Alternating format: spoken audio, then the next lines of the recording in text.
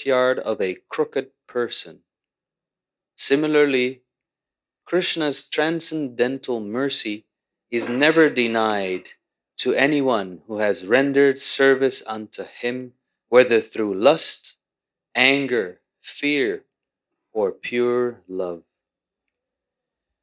In the Chaitanya Charitamrita, it is stated that if one wants to serve Krishna and at the same time wants to satisfy his own lusty desires, Krishna will handle the situation so that the devotee forgets his lusty desires and becomes fully purified and constantly engaged in the service of the Lord.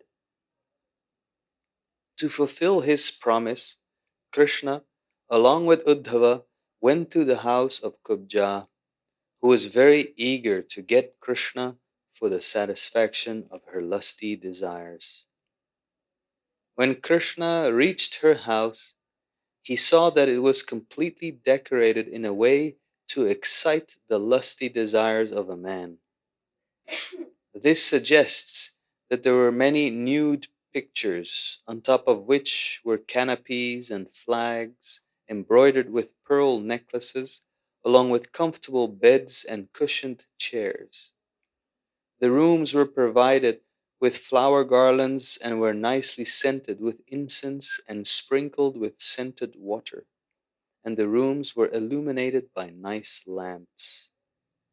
When Kubja saw that Lord Krishna had come to her house to fulfill his promised visit, she immediately got up from her chair to receive him cordially. Accompanied by her many girlfriends, she began to talk with him with great respect and honor.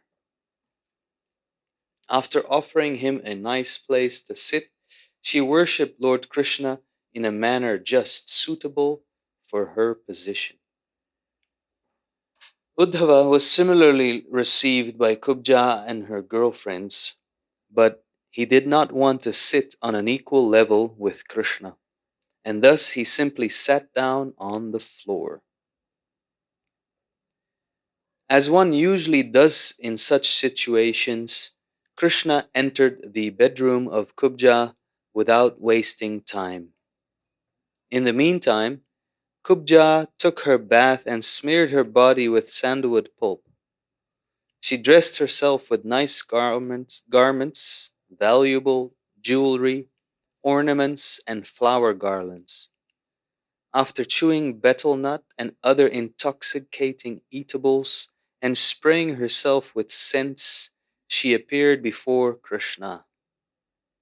Her smiling glance and moving eyebrows were full of feminine bashfulness as she stood gracefully before Lord Krishna, who is known as Madhava, the husband of the goddess of fortune. When Krishna saw Kubja hesitating to come before him, he immediately caught hold of her hand, which was decorated with bangles. With great affection, he dragged her near him and made her sit by his side. Simply by having previously supplied pulp of sandalwood to the Supreme Lord, Krishna, Kubja became free from all sinful reactions and eligible to enjoy with him. She then took Krishna's lotus feet and placed them on her breasts, which were burning with the blazing fire of lust. By smelling the fragrance of Krishna's lotus feet, she was immediately relieved of all lusty desires.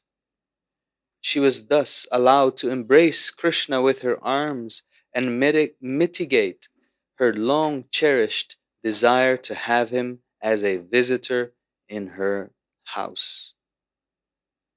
It is stated in the Bhagavad Gita that one must be freed of all material sinful reactions before one can engage in the transcendental loving service of the Lord. Simply by supplying sandalwood pulp to Krishna, Kubja was thus rewarded. She was not trained to worship Krishna in any other way, therefore she wanted to satisfy him by her profession. It is confirmed in the Bhagavad Gita that the Lord can be worshipped even by one's profession if it is sincerely offered for the pleasure of the Lord.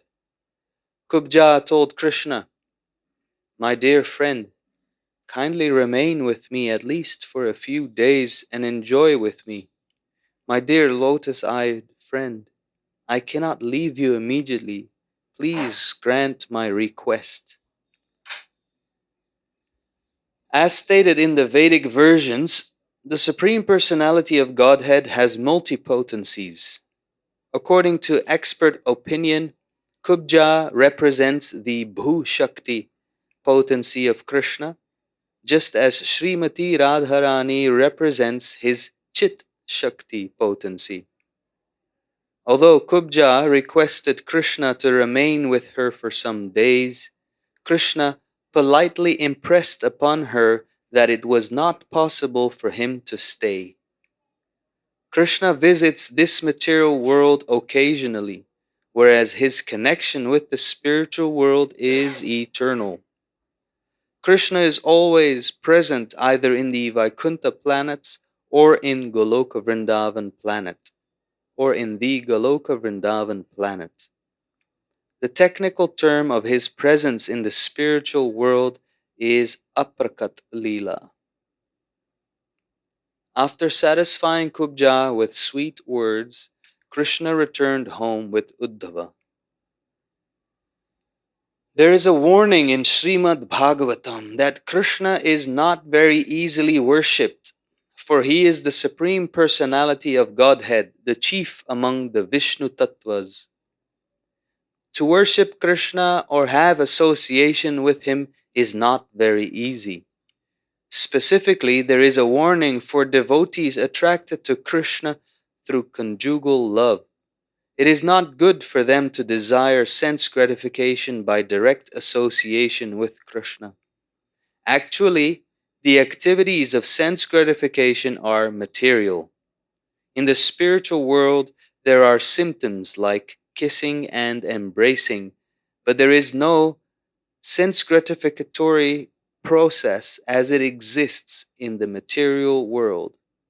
This warning is specifically for those known as Sahajiyas, who take it for granted that Krishna is an ordinary human being.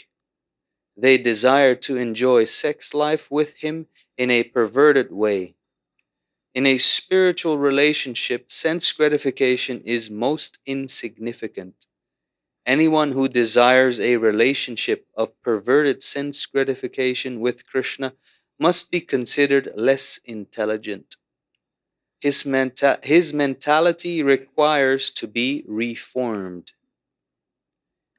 After a while, Krishna fulfilled his promise to visit Akrura at his house. Akrura was in relationship with Krishna as his servitor, and Krishna wanted to get some service from him.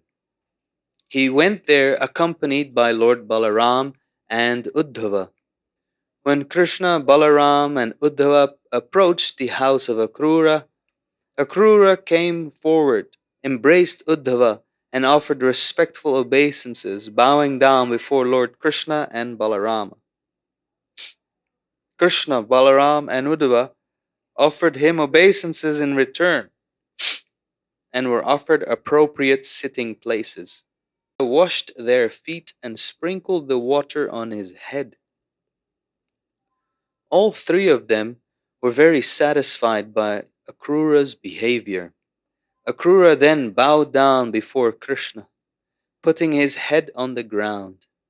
Then, placing Krishna's lotus feet on his lap, Akrura gently began to massage them. When Akrura was fully satisfied in the presence of Krishna and Balaram, his eyes filled with tears of love for Krishna, and he began to offer his prayers as follows. My dear Lord Krishna and Balaram, it is very kind of you to have killed Kṛṣṇa and his associates. You have delivered the whole family of the Yadu dynasty from the greatest calamity. The Yadus will always remember your saving of their great dynasty. My dear Lord Krishna and Balaram, both of you are the original personality from whom everything has emanated, the original cause of all causes. You have inconceivable energy and you are all pervasive. There is no cause and effect, gross or subtle, but you. You are the Supreme Brahman realized through the study of the Vedas. By your inconceivable energy, you are actually visible before us. You create this cosmic manifestation by your own potencies and you enter into it yourself. As the five material elements, earth, water, fire, air, and sky, are distributed in everything manifested by different kinds of bodies, so you alone enter the various bodies created by your own energy. You enter the body as the individual soul and independently as the supersoul. Unquote. It is confirmed in the Bhagavad Gita that the material body is created by Krishna's inferior energy, that the living entities, the individual souls, are his parts and parcels, and that the supersoul is his localized representation. Thus, while the material body, the living entity, and supersoul constitute an individual living being, originally they are all different energies of the one Supreme Lord. Akrura continued, in the material world, you create, maintain, and dissolve the whole manifestation by the interactions of the three material qualities, namely goodness, passion, and ignorance. But you are not implicated in the activities of those material qualities, for your supreme knowledge is never overcome like the knowledge of the individual living entity. The Supreme Lord enters the material cosmos and causes creation, maintenance, and destruction in their due course. Whereas the part and parcel living entity enters the material element and has his material body created for him. The difference between the living entity and the Lord is that the living entity is part and parcel of the Supreme Lord and has the tendency to be overcome by the interactions of the material qualities. Krishna, the Para Brahman or the Supreme Brahman, being always situated in full knowledge, is never overcome by such activities. Therefore, Krishna is called Achyuta, meaning he who never falls down. Krishna's knowledge of his spiritual identity is never overcome by material action, whereas the minute part and parcel living entities are prone to forget their spiritual identity due to material action. The individual living entities are eternally part and parcel of God, minute sparks of original fire, Kṛṣna, minute sparks of the original fire, Kṛṣna. As sparks are prone to be extinguished, but not the blazing fire, so the living entities can be overcome by material activities, whereas Krishna never can. Akrura continued, less intelligent men misunderstand your transcendental form to be made of material energy, but that concept is not at all applicable to you. Actually, you are all spiritual, and there is no difference between you and your body. Therefore, there is no question of your being conditioned or liberated. You are ever liberated in any condition of life, as stated in the Bhagavad Gita. Only fools and rascals consider you an ordinary man. To consider your lordship one of us, conditioned by material nature, is a mistake due to our imperfect knowledge. When people deviate from the original knowledge of the Vedas, they try to identify the ordinary living entities with your lordship, who have appeared on this earth in your original form to re-establish the real knowledge that the living entities are neither one with nor equal to the Supreme God. My dear Lord, you are always situated in uncontaminated goodness, Shuddha Sattva. Your appearance is necessary to re-establish actual Vedic knowledge, as opposed to the atheistic philosophy which tries to establish that God and the living entities are one and the same. My dear Lord Krishna, this time you have appeared in the home of Vasudeva as his son with your plenary expansion Sri Balaram. Your mission is to kill all the atheistic royal families and destroy their huge military strength. You have advented yourself to minimize the burden of the world, and to fulfill this mission, you have glorified the dynasty of Yadu by appearing as one of its members. My dear Lord, today my home has been purified by your presence. I have become the most fortunate person in the world. The Supreme Personality of Godhead, who is worshipable by all different kinds of demigods, pitas, kings, emperors, and other living entities, and who is the supersoul of everything, has come into my home. The water of his lotus feet purifies the three worlds, and now he has kindly come to my place. Who in the three worlds among factually learned men will not take shelter of your lotus feet and surrender unto you? Who, knowing well that no one can be as affectionate as you are to your devotees, is so foolish that he will decline to become your devotee? Throughout the Vedic literature, it is declared that you are the dearmost friend of every living entity. It is confirmed in the Bhagavad Gita, Suhridam Sarvabhutanam. You are the Supreme Personality of Godhead, completely capable of fulfilling the desires of your devotees. You are the real friend of everyone. In spite of giving yourself to your devotees, you are never depleted of your original potency. Your potency neither decreases nor increases in volume.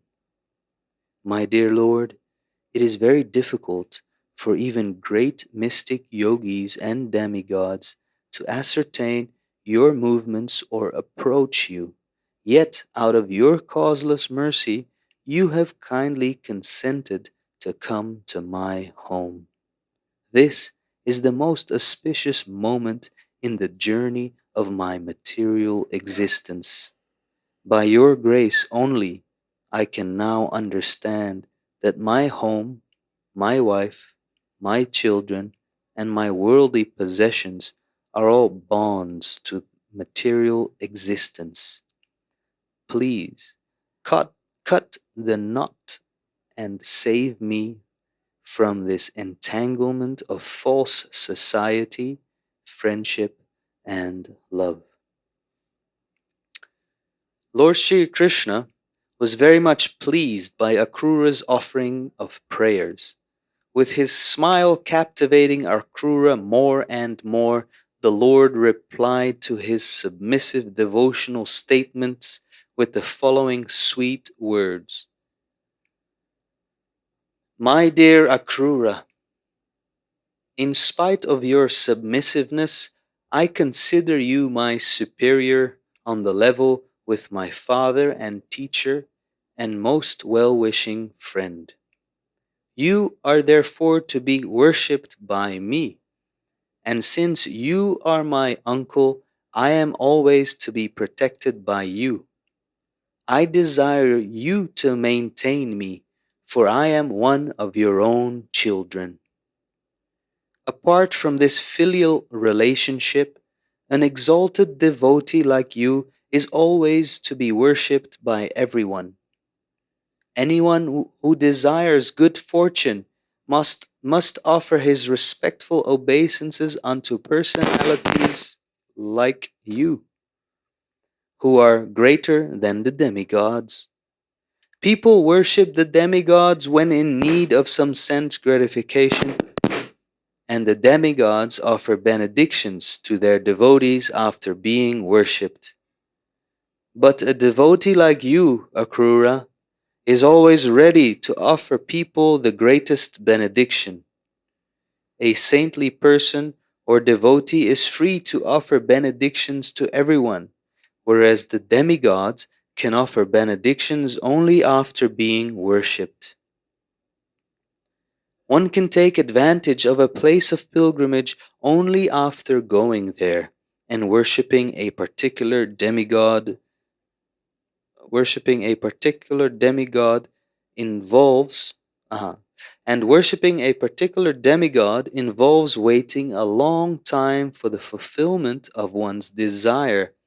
But saintly persons like you, my dear Akrura, can immediately fulfill all the desires of a devotee. My dear Akrura, you are always our friend and well-wisher. You are always ready to act for our welfare. Kindly, therefore, go to Hastinapura and see what arrangements has been made for the Pandavas. Unquote. Krishna was anxious to know about the sons of Pandu because at a very young age they had lost their father. Being very friendly to his devotees, Krishna was anxious to know about them, and therefore he deputed Akrura to go to Hastinapur and get information about the real situation. Krishna continued, I have heard that after King Pandu's death, his young sons Yudhishthira, Bhima, Arjuna, Nakula, and Sahadeva, along with their widowed mother, have come under the charge of Dhritarashtra, who is to look after them as their guardian. But I have also heard that Dhritarashtra is not only blind from birth, but also blind in his affection for his cruel son Duryodhana. The five Pandavas are the sons of King Pandu, but Dhritarashtra, due to Duryodhana's plans and designs, is not favorably disposed towards them. Kindly go there and study how Dhritarashtra is dealing with the Pandavas. On receipt of your report, I shall consider how to favor them. Unquote. In this way, the Supreme Personality of Godhead, Krishna, ordered Akrura to go to Hastinapura, and then he returned home, accompanied by Balaram and Uddhava. Thus ends the Bhaktivedanta purport of the 48th chapter of Krishna. Krishna pleases his devotees.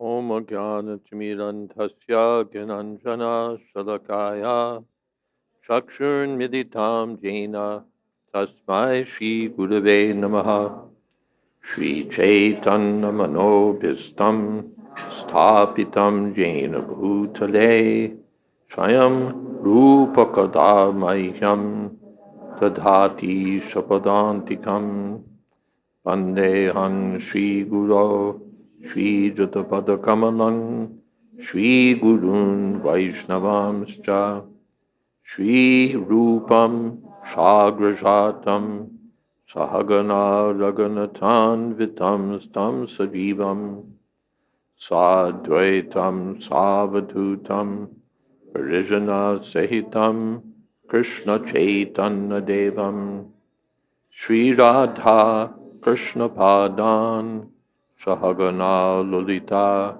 Shri Vishakhan Vitamscha He Krishna Karuna Sindho Deenabandho Jagatpate Gopesha Gopika Kanta Radha Kanta Namostute Tapta Kamshana Gaurangi Radhe Vrindavaneshwari Rishabhanu Sute Devi Pranamami Hori Priye Vansha Kolpatarubhyascha Kripa Sindhobhyeva cha Patitanam Pavanebhyo Vaishnavebhyo Namo Namaha Shri Krishna Chaitanya Prabhu Nityananda Shri Advaita Gadadhar Shiva Shadi Gaur Bhaktavinda Hare Krishna Krishna Krishna Hare Hare Hare Rama Rama Rama Hare Hare.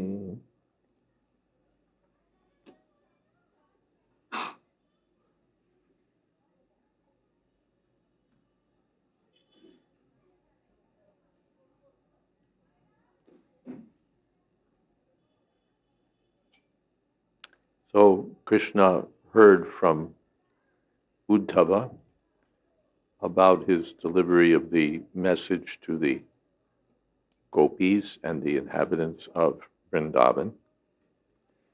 And then Krishna decides to fulfill his promise to visit Kubja, the hunchback woman whom he met when he entered Mathura.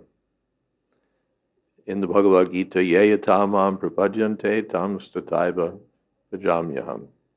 As the devotee approaches me, I reciprocate accordingly.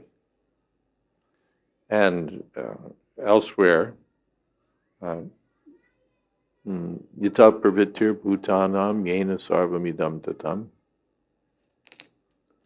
sakarmana tamabhyarcha siddhim vindati manava.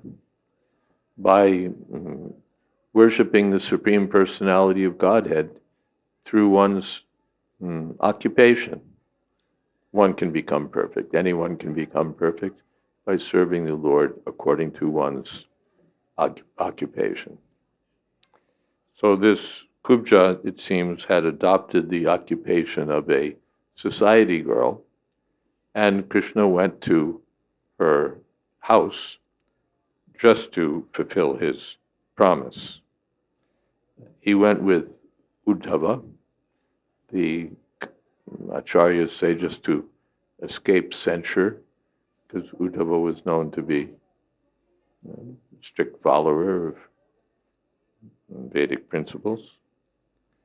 And he saw all the arrangements that were made there to create a sexual excitement. And he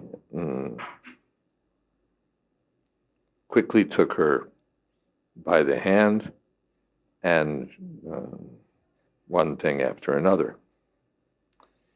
The Prabhupada makes the point that Krishna didn't go there for sense gratification. The first thing is Krishna's Atmaram. He's completely self-satisfied. Even the sages who worship Krishna are self-satisfied, to say nothing of Krishna himself. Apart from that, Lakshmi Sahasra Satasam Brahma Sevyama.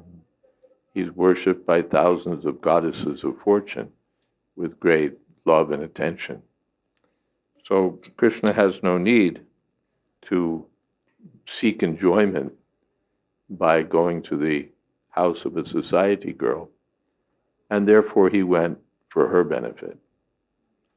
The Prabhupada says, just to turn her into a pure devotee. The incident is also meant for our instruction, there are those who may desire a conjugal relationship with Krishna, but they're cautioned here not to approach in the mood of Kubja, because Kubja's intention was to satisfy her own senses with Krishna.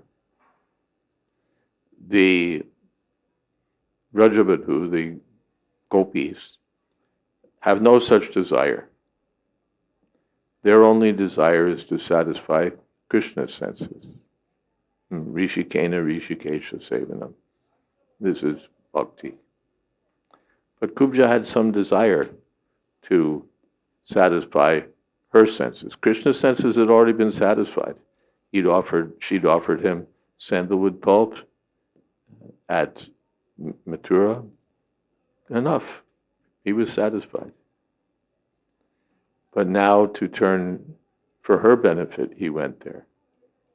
So that by his association, she became purified of lusty desires. So the Kubja requested Krishna that please stay with me, at least for some days. But Krishna expressed his inability to stay. And Prabhupada comments that Kubja represents the Bhu Shakti of the Lord, or the material potency. Yes.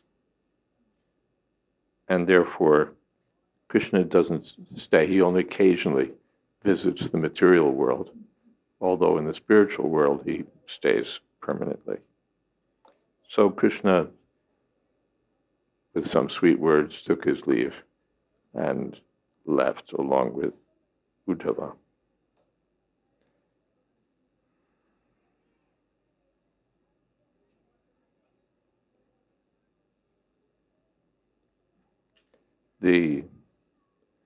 Again, Prabhupada mentions that the Krishna's visiting Kubja was a warning to the Sahajas that don't try to approach me this way. The pure Vaishnavas approach Krishna only according to the principles of Shastra for the satisfaction of Krishna's senses, not inventing something for their own sense gratification. Sahajas, yes.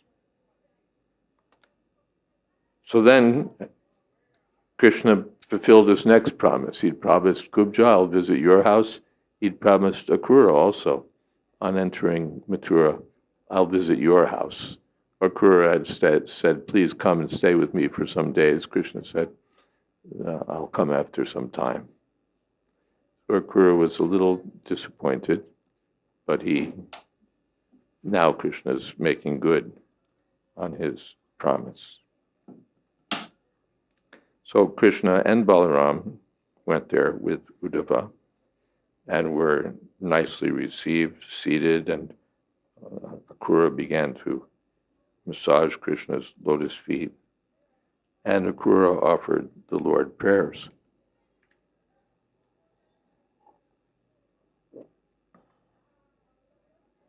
Again, these are quite, what shall we say, full of tattva,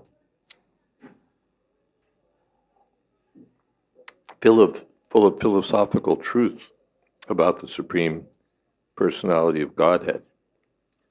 You are the original person from whom everything comes, the cause of all causes. You're all pervasive. You have inconceivable energies. You're the Supreme Brahman realized through the Vedic study. You are visible only by your own energy.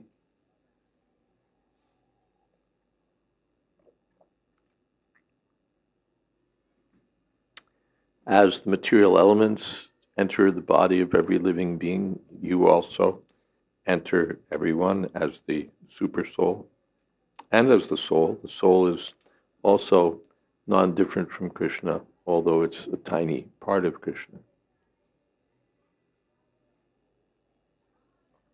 Jivanam sarvabhuteshu. When Krishna in the Bhagavad Gita, Krishna says, I'm the jiva in all living bodies.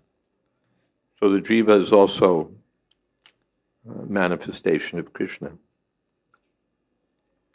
but only as a tiny spark, not as the fire.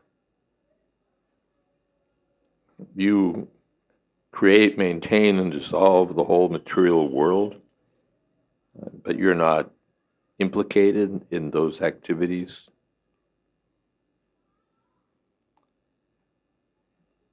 You're not overcome by the energy of Maya, and therefore you're called Achyuta, infallible.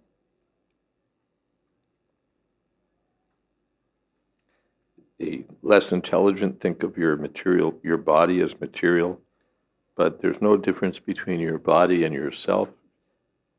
Your identity is entirely spiritual, and only fools think you an ordinary human being.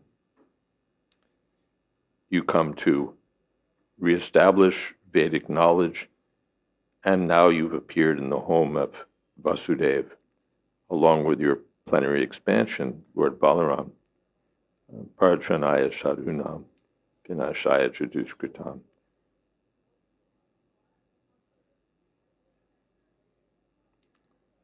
Now my home has become purified by your presence.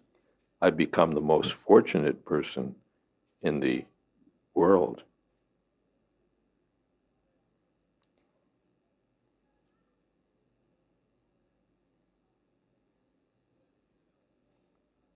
When you're so affectionate to your devotees, who's such a fool that he declined to become a devotee?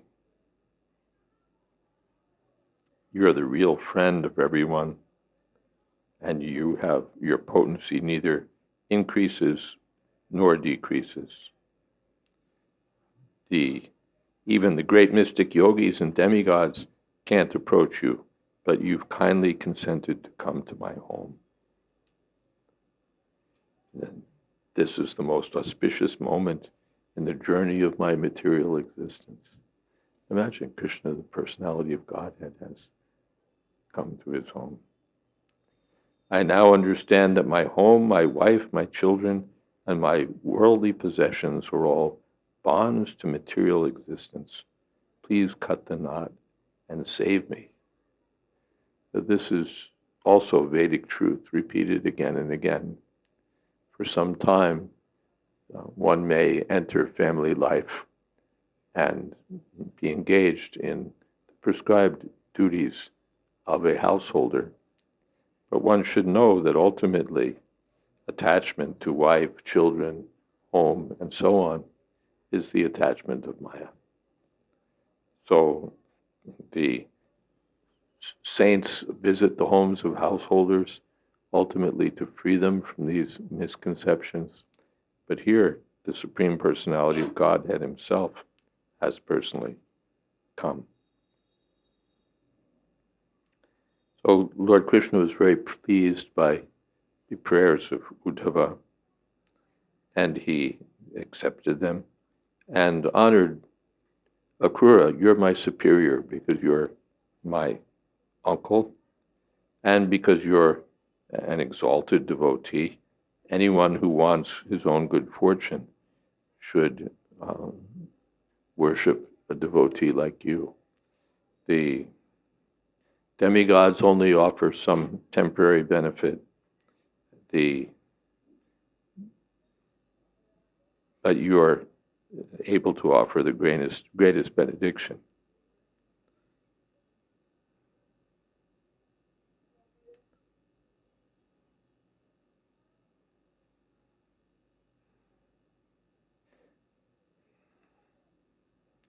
So now Krishna asks Akrura to visit Hastinapur to find out what's going on with the Pandavas, and that will be the subject of the next chapter. Yeah, we have a short class today. So what questions might we have? Yes. Where? Yes.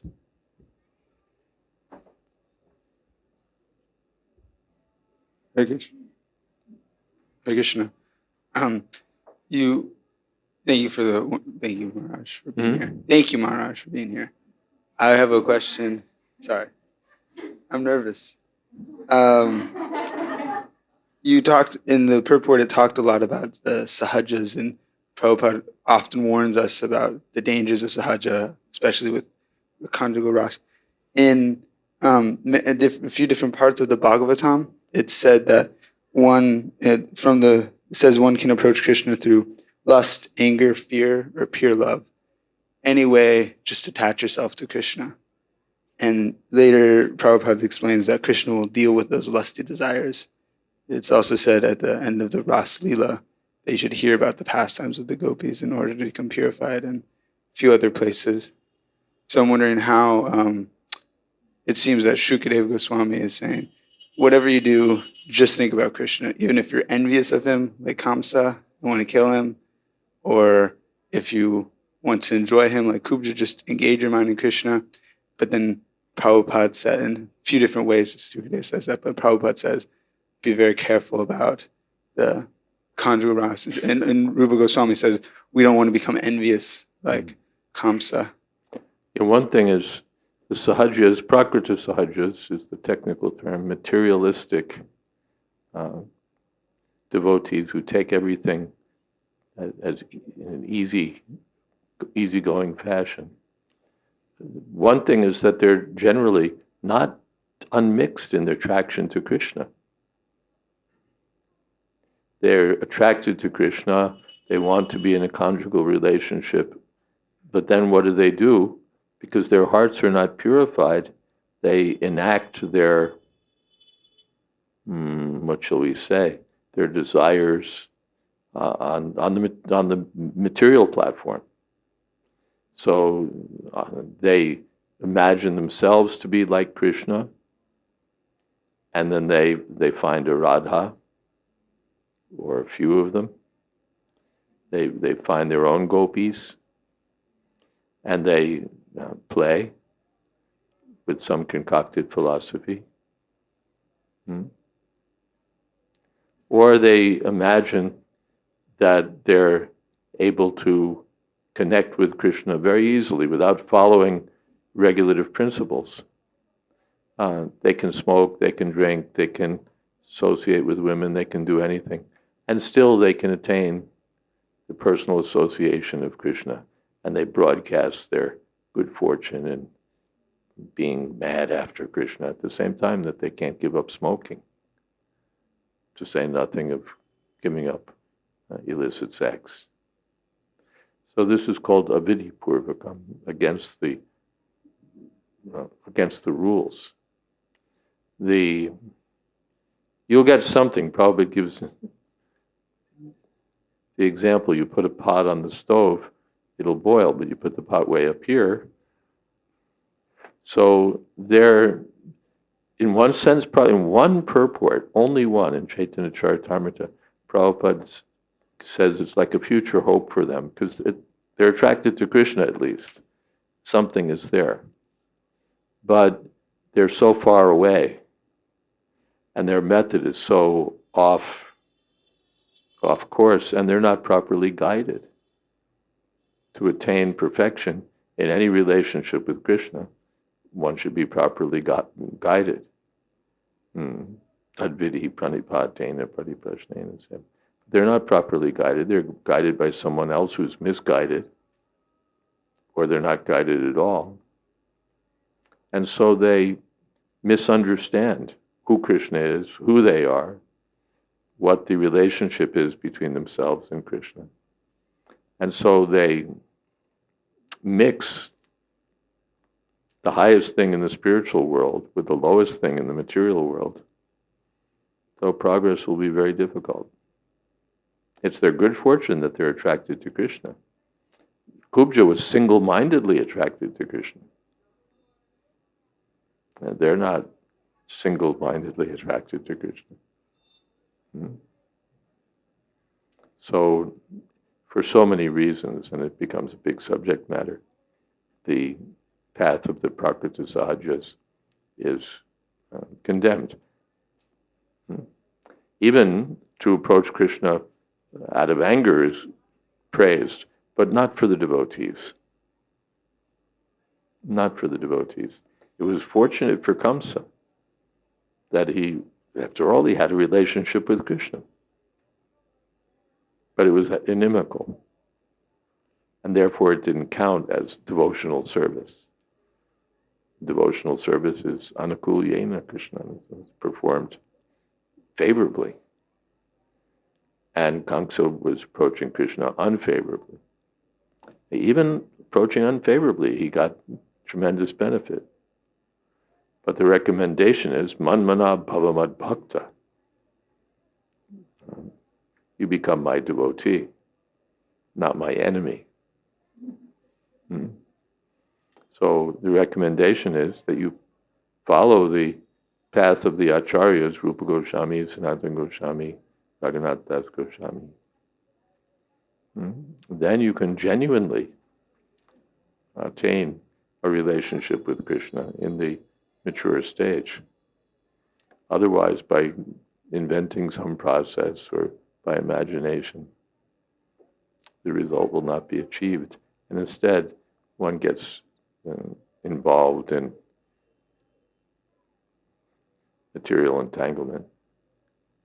Aprapya mam nivartante mrityu samsara varmi. Is that okay? Yes, thank you. We might take another question or two. Yes.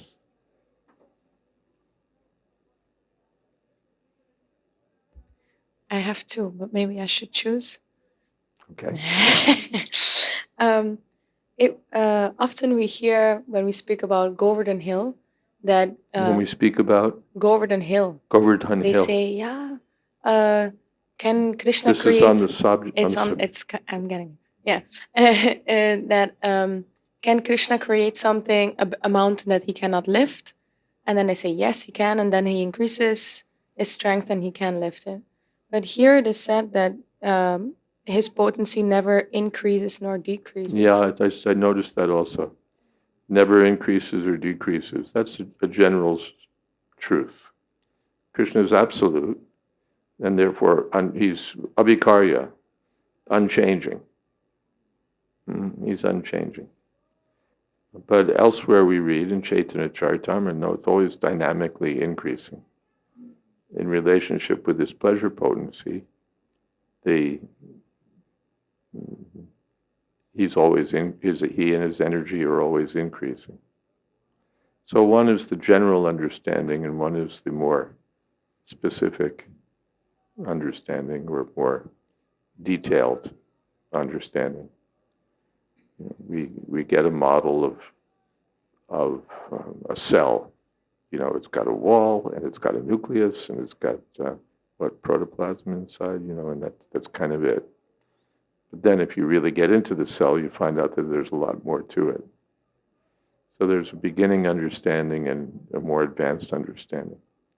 The beginning understanding is Krishna is unchangeable. His energy neither increases nor decreases. He's absolute. But then in Chaitanya Charitamrita, we get an advanced understanding that in the association of his pleasure potency, he's always increasing. Is that okay? And then it was mentioned that Krishna is self-satisfied, and so are the sages. And what we read and notice maybe in ourselves is that when there's dissatisfaction, we look for Krishna. We look for Krishna more because we need him. So if you're self-satisfied, it reminds me, like if the sages are self-satisfied, reminds me of the demigods that are too self-satisfied to go into spiritual life. Yeah, that's the general problem. There's a discussion of that in Brihad Bhagavatamrita. Again, there's in the second part, right? There's discussion of this self-satisfied sages, and it's sort of deprecated or criticized. They're self-satisfied, so they don't really make any progress toward the personality of Godhead because they're self-satisfied. They know I'm not this body. They know I'm spirit soul.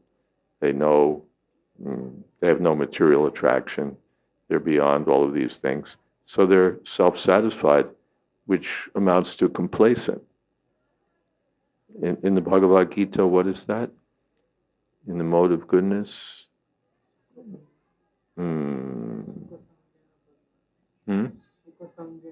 Sukha sangena badnati jnana sangena chandaka.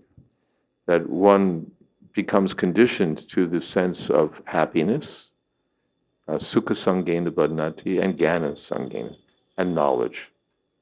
This is what happens to the sages. They're perfectly situated in goodness, so they're happy, they're full of knowledge, they're satisfied, and therefore they're still bound by material connection. The mode of goodness captures them. They're free from passion, free from ignorance, but still caught by goodness. So, therefore, it's rare that they become Krishna conscious. But they can be. And the example is the Kumaras, who smelled the tulsi offered at the lotus feet and became attracted to serve. There are examples like that. Shukadev Goswami, he completely self-satisfied, but he became attracted by hearing the glories of the Lord.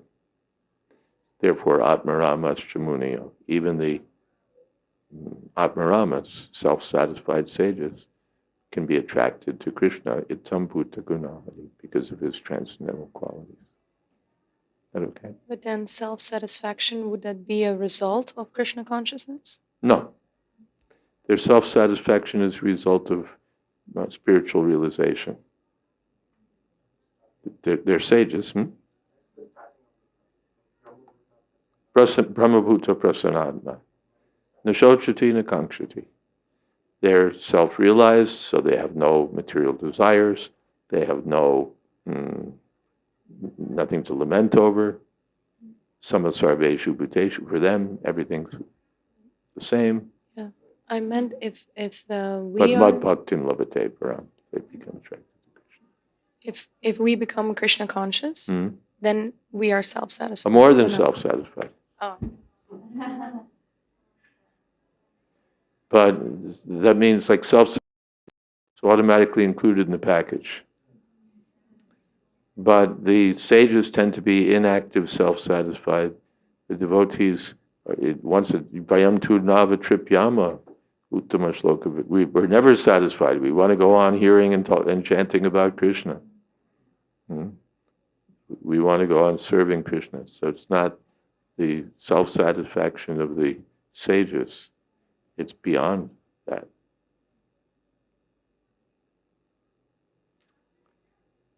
Any last question?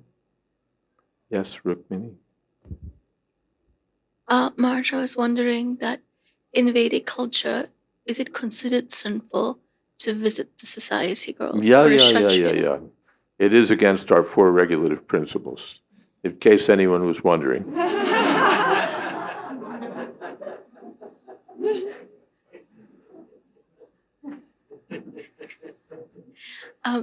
Then Krishna does this act in somewhat of an outreach kind of method, because he sees that Kubja has an inclination to spiritual. Yeah, Prabhupada, he gives the proverb that the moon doesn't withhold its light even from the home of a crooked person. Krishna, he doesn't reject anyone. She approached Krishna. It may not have been exactly in the standard acceptable way, but she was attracted. And so that's mentioned in the entering Mathura chapter, that Krishna saw that she was a simple girl, she was attracted. So, all right, I'll come visit you later. So he didn't refuse. Said, all right, she's attracted, come on. That's the nature of Krishna. Even on the home of the crooked person, the moon doesn't withhold its shining. I remember I was at an airport with Srila Prabhupada. He was leaving for somewhere. And we were all gathered around him, a lot of devotees. And there's this boy came who might have been associating with the devotees, but he was clearly crazy, probably been taking drugs, and you know, you'd spot him in a second that here's a crazy boy. He had some sort of wacko sign on his little placard around his neck. This boy is, you know, not tacked down properly. And he started moving through the crowd toward Prabhupada. And I was watching him, you know, he's getting closer. And, you know, and then he like threw himself in the direction of Prabhupada. And I, you know, sort of like, if I recall, like almost landed on top of him, you know, pull maybe not even almost, to pull him aside. But basically he'd thrown himself at Prabhupada's feet. And Prabhupada waved me off.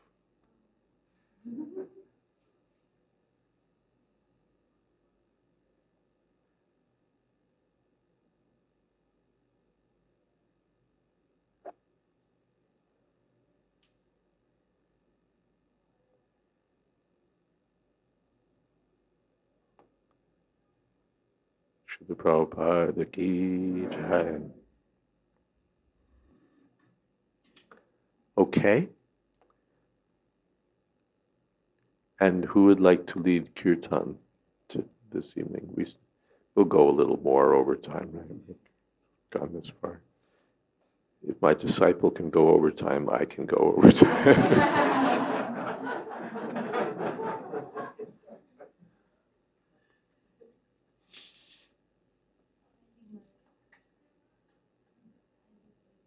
You're leading, okay. Well, we'll give you this microphone.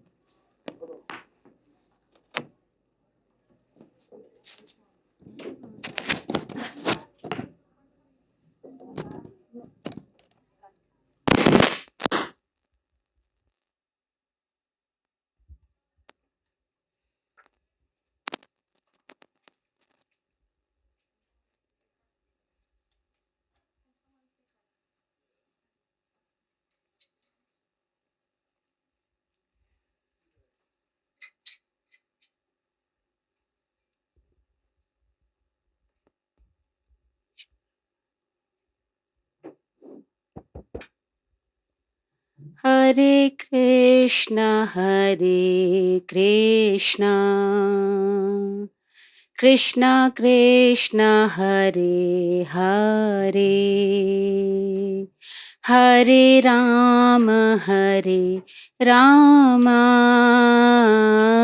Rama Rama, Hare Hare.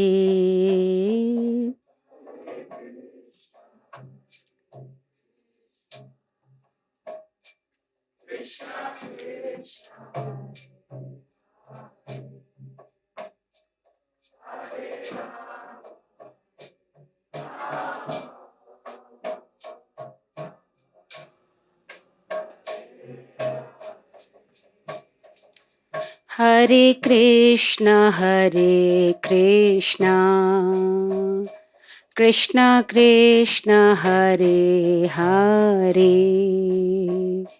Hare Rama, Rama Rama, Hare Hare.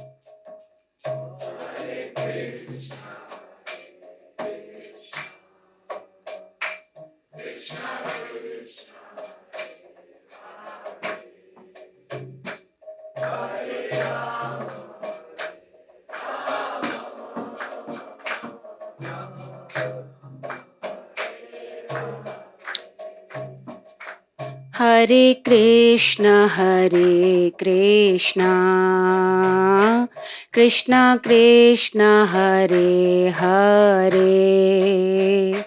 Hare Rama, Rama Rama, Hare Hare.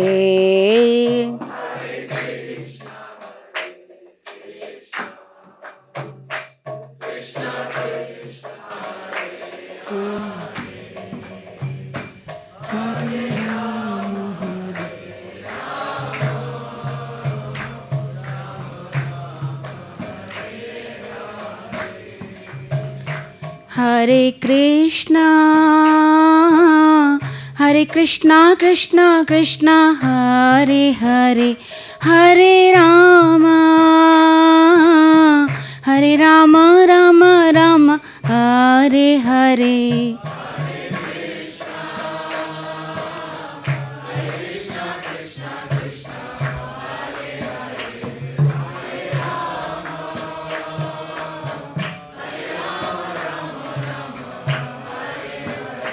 Hare Krishna, Hare Krishna, Krishna Krishna, Hare Hare, Hare Rama, Hare Rama, Rama Rama, Hare Hare. Krishna Krishna Krishna, Hare Hare, Hare Rama, Hare Rama, Rama Rama, Hare Hare. Hare Krishna, Hare Krishna, Krishna Krishna, Hare Hare, Hare Rama, Hare Rama, Rama Rama, Hare Hare.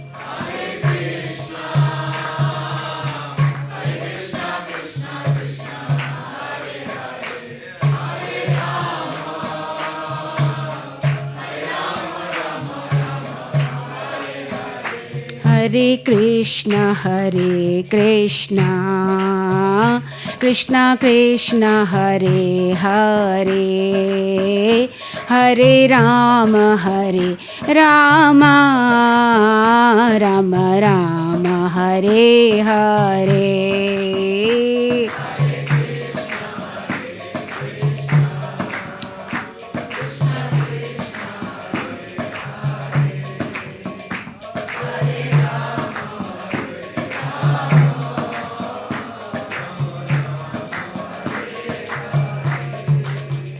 Hare Krishna, Hare Krishna, Krishna Krishna, Hare Hare, Hare Rama, Hare Rama, Rama Rama, Hare Hare.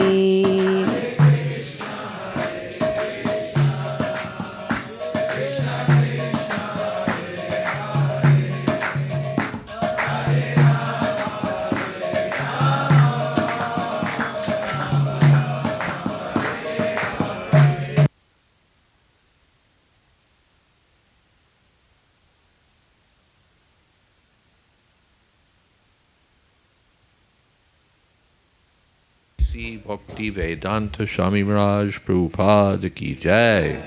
Ananta Koti Vaishnava Vrinda ki jai. Namacharya Srila Haridas Thakur ki jai. Prem se kaho Shri Kṛṣna Chaitanya Prabhu Nityananda Shri Advaita Gadadhar Shiva Shadi Gaur Bhakta Vrinda ki jai. Sri Sri Radha Krishna Gop Gopinath Sham Kund Radha Kund Giri Govardhan ki jai. Vrindavan Dham ki jai. Navadip Dham ki jai. Jagannath Puri ki jai. Ganga Mai ki jai. Jamana Mai ki jai. Tulsi Devi ki jai. Bhakti Devi ki jai. Samaveta Bhakta Vrinda ki jai. All glories to the assembled devotees. All glories to the assembled devotees. All glories to the assembled devotees. Gaur Premanande Hari Hari Bol. Thank you all very much. Now, just looking at our schedule, Monday we're skipping because Kadamba Kanana Maharaj and I will be doing a program together Monday morning into the afternoon. So, right, we skip? Is that what we do? Do we skip Monday? No, we continue Monday. What day do we skip? We don't skip any days. Okay. I skip my meeting with Kadamba Kanana Maharaj tomorrow because of his meeting. So, and we're done with our 5:30 meetings for the week, right? So no change. Only you have to keep me straight. Everything else is clear. Okay, so good. Anything else on schedules? No, it's just my schedule that I have to keep straight. All right. Thank you all.